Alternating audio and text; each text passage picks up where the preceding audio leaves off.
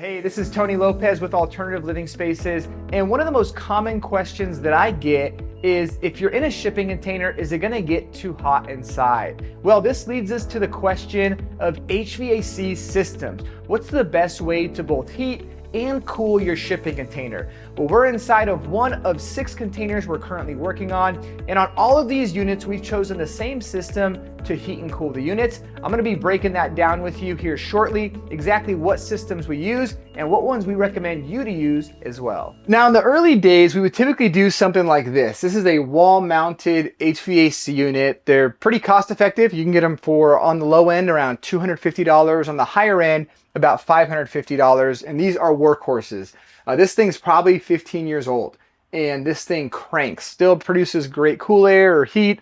So they're awesome, but it probably is not the best application in a container, unless you're trying to just, you have a single hung window and you're gonna put it in your window, something like that. But when you're doing it in a container, it requires you to cut out an entire hole in your container for this whole thing to slide into. So I'm gonna pop on the back side of this with you, and we'll talk through some more of the details. So one of the biggest challenges with this approach is you have this giant box coming out of the back end. There's really 2 challenges. One, aesthetically, it doesn't look good. You don't really want that popping out of a house. It just doesn't look clean. And secondly, with this entire hole coming out, it becomes really difficult to seal it up properly. We ended up using a ton of OSI Quad Max sealant all the way around it to try to get a good seal. And the truth is there's just better options out there. But this is something that can work. And in a climate where you don't get a ton of rain, maybe you can get away with it. So the next option is a portable HVAC unit. Now, I'm just giving you all the different options out there, and depending on your application, some of these might be the right fit. These are pretty low cost. They run, maybe about $500. They get vented usually either through the sidewall or through the floor. They're very DIY friendly. There's not a lot of installation work required for it. And I'd say that these are probably the best option if you have a space that's already completed, but you need additional HVAC in it. This could be a good solution. If you're doing new construction, I wouldn't really recommend this. And these ones, from my experience, aren't workhorses. We've done these in a lot of our A-frame models. And unfortunately, even within 1 year, we've already, on 5 of our A-frames, had 2 warranty claims that their HVAC stopped working. Now, these were for Airbnb rentals, and they were running them all day, every day. And I'm sure guests were cranking them. And so, unfortunately, they're not great as a workhorse. But if you need a temporary solution for some HVAC within your space, something like this could be worth considering. Now, our favorite option to use is mini split HVAC systems. These are going to typically do both heating and cooling. And I got an example of one of the fan heads right here. This is from one of the brands that we use in a lot of our units. This fan head is for a 9,000 BTU mini split. Now, that's an okay size. We're in a pretty small tiny home right now, so this would function just fine for that. So if you're trying to heat or cool, say, a bedroom space and maybe an additional space as well, one of these is good. Now, they do make these with multiple fan heads. So it'll have 1 condenser on the back and, say, for example, 2 fan heads that you can place on the interior of your home. Now, I want to give you more information on how these get set up and how these work. So this interior fan head would be mounted on the inside here. It gets connected up through the rooftop with a condenser line, which I'm going to show you. And then it exits out back to the condenser. So let's check that out here next. So please excuse the cloth shade right now. This one isn't in operation, but I just wanted to give you an idea of how it works.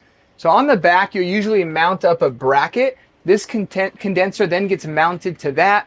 And you can see these lines right here are what run into where that fan would potentially be. Now, as I said, this one's not finished out, so a couple things to point out.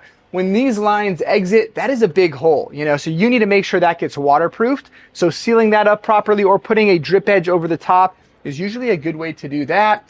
And on this one, you do have some different variations. Right now it's mounted fairly high. We usually like to lower that a little bit more. In a perfect world, that condenser is going to be sitting lower than the fan on the interior. Now I want to show you what it looks like when it is mounted on the interior here. So right up top is that same type of mini split that I had just shown you, 9,000 BTU. And one of the things I just want to point out is that it's a really clean look once it's mounted and installed. So when you're trying to build out a home, you want to have a clean and modern type of look. You want something on the inside that looks nice. And this, in my opinion, with container construction, is really one of the best options. Now, I have seen lately, there are some brands that are also making them in black. So you can imagine if this was in black, it would even have popped nicer in this space with a lot of black accents. So some cool stuff to consider. Now with that, I do want us to shift over to a unit that's under construction, and I want to show you kind of the in-between phase of how do you take the fan and connect it to the condenser. And we have some lines I want to show you for that. So one of the HVAC mini splits that we're installing in this unit is going to be going right up here. It's for that reason that we're already pre-running the control cable. This runs from here all the way back to the rear end of the container where the HVAC condenser is going to get mounted. This is going to be the power source for this fan, and it's going to allow you to then control the temperature and things like that. There also are these copper lines right here. These will go from the mini split to the condenser. These will follow a similar path as this wire. We have to do a little bit more work to make some room for them. These are going to run up. They're going to go all the way to the back to the HVAC condenser.